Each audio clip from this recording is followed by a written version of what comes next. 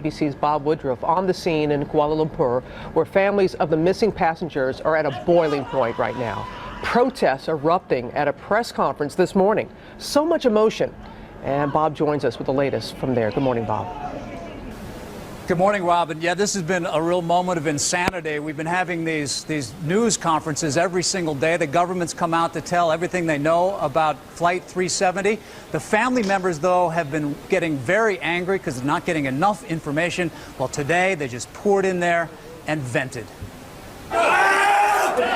It was a sudden, unexpected protest. Chinese family members unfolded a banner accusing the Malaysian government of hiding the truth and delaying the search. The police then quickly whisked them out, and then it turned to chaos. It has been almost 2 weeks since the Boeing 777 went missing. And with so few answers, theories have swirled. The latest, residents on a remote island in the Maldives say they saw a low-flying jumbo jet at around 6:15 a.m. local time the day the plane disappeared. But this morning, the Minister of Transport said that's not true. Regarding reports that a plane was sighted in the Maldives, I can confirm that the Malaysian Chief of the Defence Force has contacted his counterpart in the Maldives, who has confirmed that these reports are not true.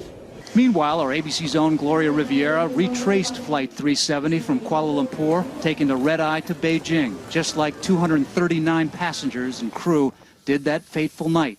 Soon after takeoff, just before 370, communications started to fail. The crew would have been starting food service. The passengers, like us, getting settled.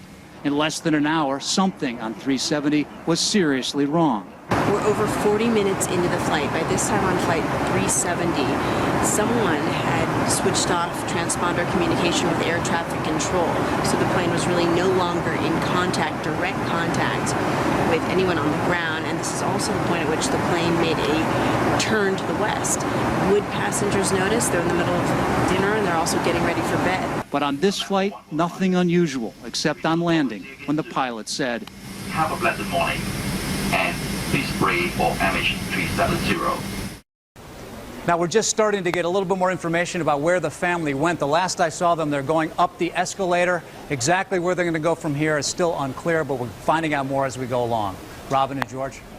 Boy, a lot of pain there this morning. Let's get some dig into this new information now with David Curley and ABC's aviation consultant Steve Gaynor. And Steve, let me begin with you. This flight simulator information could be significant. We've also learned from Malaysian authorities that the files were deleted on February 3rd. If they are found, what could they tell us? George, it's like most piece of evidence in this mystery. We just don't know. If there's a reason for him to have erased it, there's certainly forensics that can be done. Most police departments, most intelligence agencies can go back and look at what was erased on that hard drive. So we should find out in due course. And David, as you pointed out, some confusion on the part of Malaysian authorities now on whether or not this plane was pre-programmed, the turn was pre-programmed. Go through our best reporting on that right now. We know that U.S. officials were briefed that it was programmed ahead of time to make that turn. But there are a lot of experts that are pushing back, including pilots of the 777, saying, you know, just because you program it doesn't mean that it transmits the data. So we don't know how the U.S. investigators actually know this. They continue to say that they believe the turn was programmed. And of course, this is so significant because if it were pre-programmed, that really points you in the direction of deliberate act. It starts to say, because if you did that and then you had the radio call where you said, all right, good night, it does say something happened before everything started to be turned off. But don't forget, one more piece of information could change this whole thing. And that's what I want to bring back to Steve Gaynor, because there are two big competing theories right now, Steve, on what could have happened. A deliberate act, a kind of hijacking, either by the pilots or under duress, or some kind of a catastrophic failure. That's one of the big questions out there right now. Analyze those two theories. I think the catastrophic failure, there are lots of ideas out there. There are mishaps that we've seen in the past that we can point to. Some folks are talking about a fire on board. To me, I just don't see how the airplane continued to fly for 7.5 hours if there was a fire on board. Once fires get started on airplanes, they continue and they don't let up. You know, look at the Swiss Air flight, the Value Jet, Asiana, UPS, all these were in-flight fires that ended very, very quickly and badly.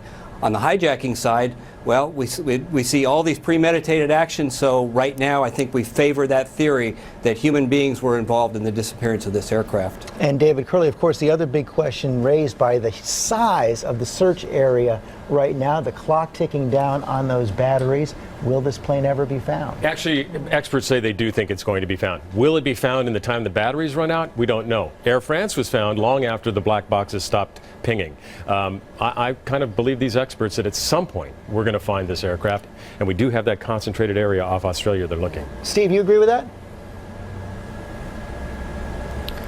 I'm a little more pessimistic than David is. I think that the search area is just, it's almost a practical impossibility in some of the deepest water, the roughest waters in the world.